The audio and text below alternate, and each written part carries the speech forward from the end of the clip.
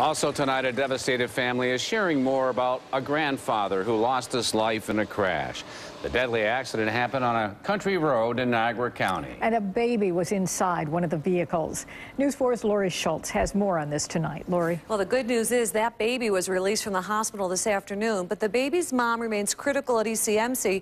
Meantime, up in Niagara Falls, the grief is starting to set in for the other family that lost their loved one in the deadly crash.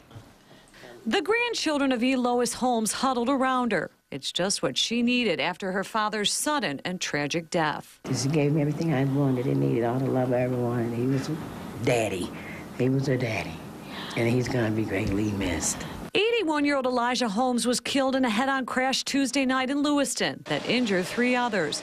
He was headed home from the Indian Reservation with E. Lois's daughter, Tyranda, who was behind the wheel, when a second vehicle suddenly drifted into their lane, striking them head-on. Why? What was she thinking of? What was she doing that made her go that way? State police are still trying to figure out why 20-year-old Samantha Thompson lost control. Her 6-month-old baby was properly fastened in the back seat and suffered minor injuries. The baby's mom remains critical. Unknown at this time whether or not cell phone usage or the texting on cell phones were a factor.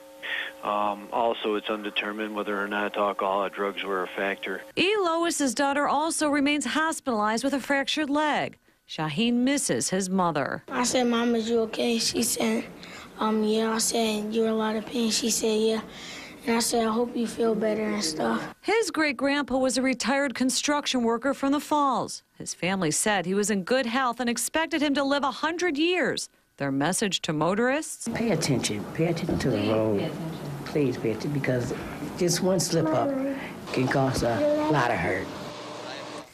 Well, tonight, funeral arrangements are still being worked out. Again, the investigation continues. In the meantime, state police are crediting the proper installation of the car seat for saving the baby's life. Safety seat checks are scheduled frequently here in Western New York. You can find more information on that by logging on to WIVB.com.